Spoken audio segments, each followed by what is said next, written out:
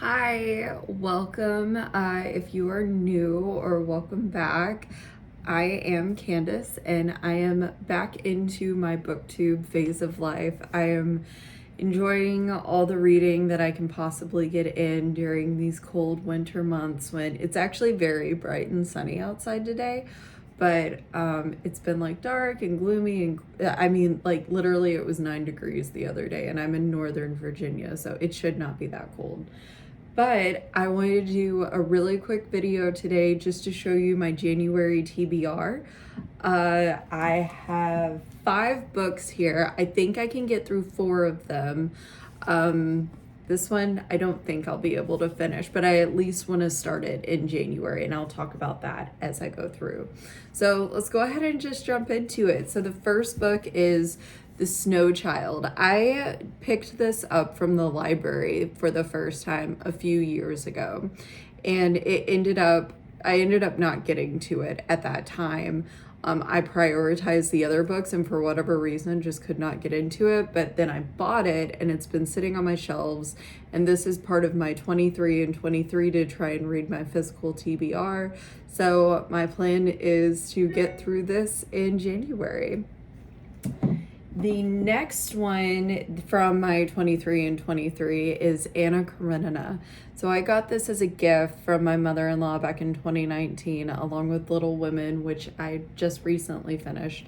And I've been intimidated by it, by the length. It's a big book. I think most people are aware of that. So I at least want to start this in January and then work my way through it nice and slowly, just savor it. But I want it to become one where I read at least a chapter a day. Actually, it's so crisp still. I don't even know. Okay, so the chapters are nice and short.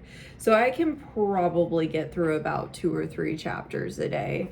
And then if it takes me 2 or 3 months, no big deal. If I don't finish in January, that's not the end of the world by any means. I've got other great books that I can kind of like hunker down on the weekends during my bigger like reading jolts and work through. So next I have 2 books that I picked up from the library. These are due in January, on January 13th. So I will probably be trying to work through them a little bit on the earlier side. The first one is I Who Have Never Known Men, and this is by Jacqueline Hartman.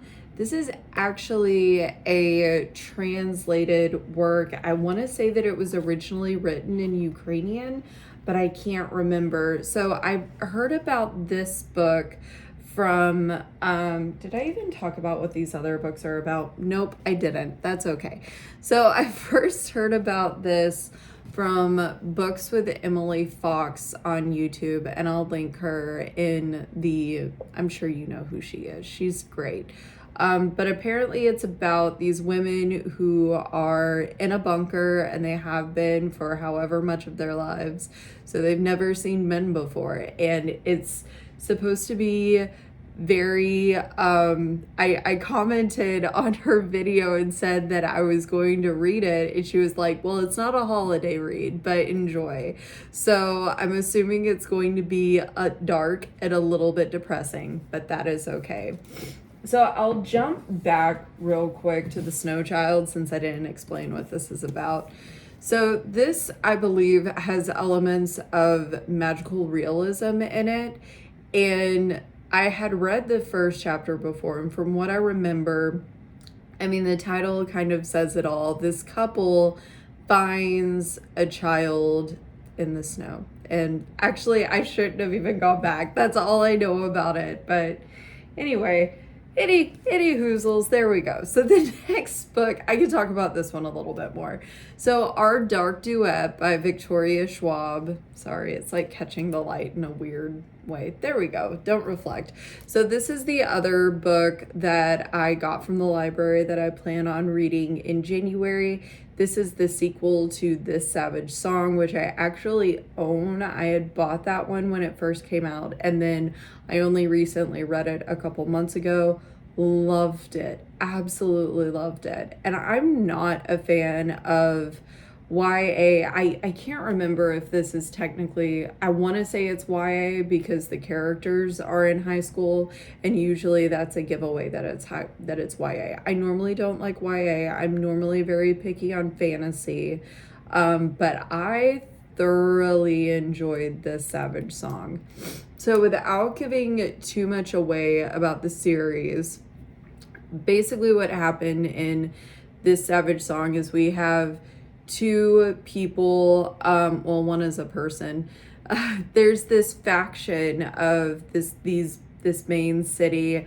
You've got the daughter of a kind of like a mob boss who runs the north, and then you've got the son of kind of the militant leader who runs the south. And when I say militant, I don't mean that in a negative way, like it's what's the kind of government that's run by the military? I mean, that is what it is, but it's just, anyway. So they have these, oh my gosh, I can't even remember what they're called, but they have these creatures, I'll just say creatures, they're monsters pretty much, who have come out into the world because of all of the hatred and darkness and just utter evil. Like, basically these are creatures that are born from evil tasks, and the most evil, catastrophic of incidents bring about the creature that is, like, they're very, very rare. There's only like 3 of them, but the other main character, who is the son of the guy who runs the military in the South. So basically these two factions are at odds for control because they both believe that the way that they maintain safety in their region is the right way. And then the two young ones, the two high schoolers, the daughter and the son, they end up meeting each other, and they're both great characters. Even for high school characters, especially with like high school girls, you usually like get that not like other girls thing. She is that, but I don't feel as though it's so much thrown into your face. It's just like, no, legitimately, she is not like other girls because she's the daughter of this horribly evil mob boss guy. So I mean, it's like, it's legit. But then you learn a little bit more about her, and she's actually very endearing, and I do end up liking her a lot. She's very strong-willed, and is just trying to figure out how she can get her father to love her. But anyway, that is all really about this Savage song. Our Dark Duet is the sequel to that. So I actually don't know where this is going to go. I only picked this up because I liked this Savage song so much. And if you're interested why it's like Savage song, Dark Duet, why the musical thing is, so what I can tell you is that the boy, the male protagonist, his like magical power has to do with a violin that he plays. And it sounds a little bit cheesy, and I don't think that I could describe it in a way that's not cheesy. But the way that Victoria Schwab describes it is beautiful. And like, as someone who is so like, a song can easily make me cry. Like, I am very much so a music lover, and I have very strong emotions tied to music. So this series was just like, oh, it was so perfect for me. It touched my heart. I could just see it. So anyways, that's nothing about Our Dark Duet, but at least a little bit about the book before it. And I'm really looking forward to reading this one. It's a bit longer than the first book, and I don't know if it's a duology or a series. I should look that up, but it's longer than the first book, but the font is large, and I should be able to still get through it in January. And then this next one, I don't know anything about, but this was a gift that I got from my mother-in-law. for Christmas. So I literally just unwrapped this yesterday, and it's The City We Became by N.K. Jemisin. And I have been wanting to read N.K. Jemisin for so long. I am so behind on reading her. So when I opened this, I was like, this is perfect, because she was on my list of authors that I need to read in 2022, like popular authors that I've heard about, that people love, and that I have never picked up a book from. So I'm so happy to have this. I don't know anything about it. The only thing that I see on the back is praise for N.K. Jemisin from Neil Gaiman. It's a glorious fantasy set in that most imaginary of cities, New York. It's inclusive in all the best ways and manages to contain both Borges and Lovecraft in its fabric, but the unique voice and viewpoint are Jemisin's alone. Like, come on, that sounds amazing.